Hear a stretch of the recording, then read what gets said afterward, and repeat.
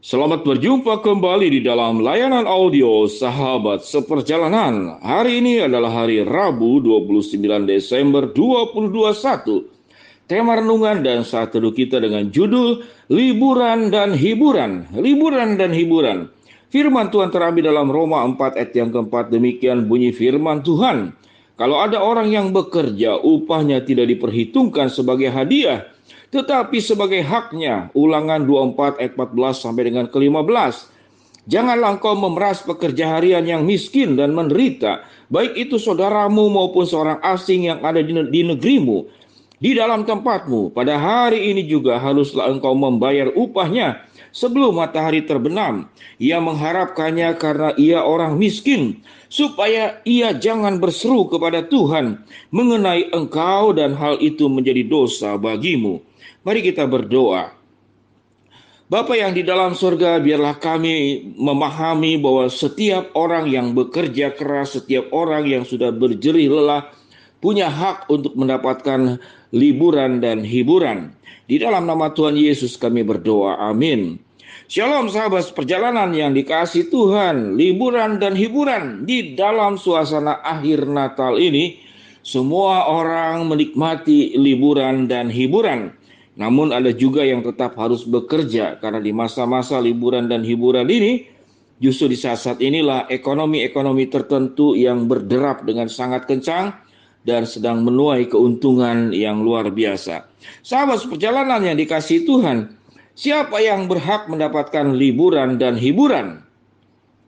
Di dalam pemerintahan Indonesia dan di seluruh dunia, kita mendapatkan hak-hak liburan. Dalam satu minggu kita berhak libur satu hari. Demikian juga ada yang satu minggu libur itu adalah 2 kali. Di dalam satu hari saudara-saudara bekerja itu 8 jam. Lebih dari itu diperhitungkan sebagai jam kerja ataupun jam tambahan.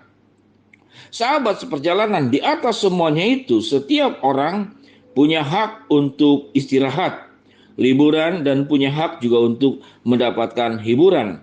Ada dua bagian Alkitab saudara-saudara yang luar biasa dalam Roma 4 ayat keempat dan juga dalam Ulangan 24 ayat 14 sampai dengan ke-15. Bahwa setiap orang yang bekerja itu dia berhak untuk mendapatkan upahnya. Dan setiap orang yang bekerja itu dilarang oleh firman Tuhan untuk menahan haknya untuk kepentinganmu. Bahkan Alkitab mengatakan kalau engkau menahan hak pekerja miskin, pekerja harian yang membuat dia itu menderita, maka apa yang dikatakan Alkitab, janganlah engkau katakanlah menghambatnya supaya ia jangan berseru kepada Tuhan mengenai engkau dan hal itu menjadi dosa bagimu. Sahabat seperjalanan, orang miskin yang berdoa, orang yang tertekan yang berdoa, bahkan beberapa kepercayaan, para yatim dan janda yang berdoa, semua doa itu didengar Tuhan. Namun mereka-mereka yang tertindas, saya percaya sebagaimana kita manusia, kalau ada orang yang sedang meminta tolong, sedang kesusahan, tentu kita akan lebih bantu. Daripada orang yang sedang lancar-lancar minta tolong, dibantu tidak, tentu ada prioritas. Alkitab mengatakan, jangan sampai orang yang menderita karena dia bekerja padamu, engkau menahan haknya, dan ia kemudian berseru kepada Tuhan, jangan-jangan engkau itu akan menjadi dosa bagimu. Sahabat seperjalanan yang dikasihi Tuhan, biarlah di dalam kehidupan kita bersama-sama, kita memahami tentang hidup itu perlu seimbang. Hidup itu perlu saling menghargai. Dan hidup itu adalah saling membutuhkan. Jangan anggap bahwa pembantu rumah tangga yang ada di rumah kita itu, dia yang membutuhkan kita. Apakah benar? Tidak. Kita memanggil mereka bekerja, siapapun pekerja dalam pekerja harian, pekerja yang dianggap mungkin rendahan, maka kita sedang membutuhkan mereka. Sehingga pekerjaan apapun, kalau itu sifatnya adalah membantu kita dan tanpa dia kita tidak bisa berbuat dengan leluasa menjalani kehidupan, maka mereka sudah mengerjakan perkara besar untuk kita semua. Sahabat seperjalanan yang dikasihi Tuhan, mereka sedang melakukan pekerjaan besar untuk kita semua, sekalipun mungkin upahnya kecil, atau nilai status sosialnya oleh sekelompok orang tertentu dianggap kecil. Sehingga jangan sekali-kali kita menahan hak orang-orang yang berhak menerimanya, baik hak upah, baik hak liburan, maupun hak hiburan. Setiap manusia itu membutuhkannya. Bagi mereka yang sudah bekerja keras, bagi mereka yang sudah menunjukkan usaha maksimal, maka mereka berhak, dan Alkitab mengatakan itu hak mereka dan bukan sebagai hadiah. Sehingga ingat baik-baik, siapapun yang bekerja pada kita, siapapun yang menolong kita, yang sifatnya adalah hubungan timbal balik, orang itu mendapatkan sesuatu dari kita dan kita mendapatkan sesuatu dari orang yang bersangkutan, maka itu bukan hadiah. Engkau bukan sedang menolong orang itu, tapi engkau dan orang itu sedang saling tolong menolong. Sewaktu kita berpikir bahwa orang yang bekerja pada kita, yang membantu kita, kemudian kita memberikan upah kepada orang itu, lalu orang itu seumur hidup seakan-akan berhutang pada kita. Kita menjadi pahlawan buat dirinya. Itu berbeda jauh. Kalau pahlawan itu engkau tidak mendapatkan apapun dari orang yang bersangkutan, dan engkau mati-matian memperjuangkan orang yang menderita, memperjuangkan orang yang tertekan, memperjuangkan orang yang tertindas, itu baru namanya pahlawan. Namun dalam hubungan timbal balik, hubungan saling membutuhkan, hubungan saling menolong, maka belajar untuk menghargai, belajar untuk memberikan hak-haknya, kita memberikan haknya, lalu kita memberikan haknya kepada yang bersangkutan dengan menjalankan kewajiban kita, maka orang bersangkutan menjalankan kewajibannya dan memberikan hak yang harus menjadi bagian daripada diri kita. Itulah hubungan yang saling tolong menolong.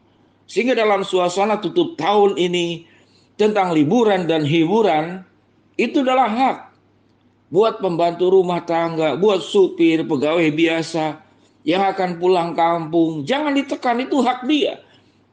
Itu hak orang bersangkutan untuk mendapatkan liburan dan hiburan. Sama seperti kita juga. Sewaktu kita menjadi tuan, menjadi majikan, kita mendapatkan haknya kita. Setelah kita berikan fasilitas layanan terbaik buat konsumen, kita sudah mengerjakan kewajiban kita. Kita wajib, kita berhak untuk mendapatkan hak kita. Dengan demikian, sahabat perjalanan yang dikasihi Tuhan, biarlah di suasana liburan Natal dan Tahun Baru ini, kita belajar untuk saling menghargai satu dengan yang lain. Karena sewaktu kita menghargai siapapun orang yang serda apapun, di mana hubungan kita itu saling tolong menolong, saling membutuhkan, saling mendukung, saling menopang, maka jangan lupa, selain kita menuntut kewajibannya, maka hak liburan, hak mendapatkan hiburan, hak upah, hak untuk menghargai jerih lelah dan kerja kerasnya, kita tidak berhak untuk menahannya. Itu yang firman Tuhan katakan. Jangan sampai matahari tenggelam, engkau belum memberikan hak daripada orang yang sudah membantu dan menolong kita. Mari sahabat seperjalanan, tidak ada yang lebih tinggi dan tidak ada yang lebih rendah di hadapan Tuhan. Tatkala setiap orang sudah menjalankan tugasnya dengan baik, maka dia berhak untuk mendapatkan haknya, siapapun dia. Kita ingin mendapatkan hak kita, orang lain juga ingin mendapatkan haknya. Kita menjalankan kewajiban kita, dan orang lain juga menjalankan kewajibannya. Shalom sahabat perjalanan, selamat liburan dan selamat menikmati hiburan bersama dengan keluarga semua. Mari kita berdoa. Bapa yang di dalam surga, hamba mau berdoa buat para sahabat perjalanan yang sedang melakukan liburan keluarga, baik di rumah, di kota sendiri ataupun ke tempat lain. Tuhan yang jaga, lindungi, berikan kesehatan, berikan perlindungan, keamanan. Hamba mau berdoa yang sakit Tuhan sembuhkan, yang sedang menghadapi masalah Tuhan bukakan jalan, yang sedang memohon sesuatu Tuhan kabulkan. Dalam nama Tuhan Yesus kami berdoa. Amin. Shalom sahabat perjalanan yang dikasihi Tuhan, selamat berlibur, selamat menikmati hiburan-hiburan yang bisa menolong kita untuk semakin kuat di tahun yang berikut. Tuhan memberkati kita semua. Amin.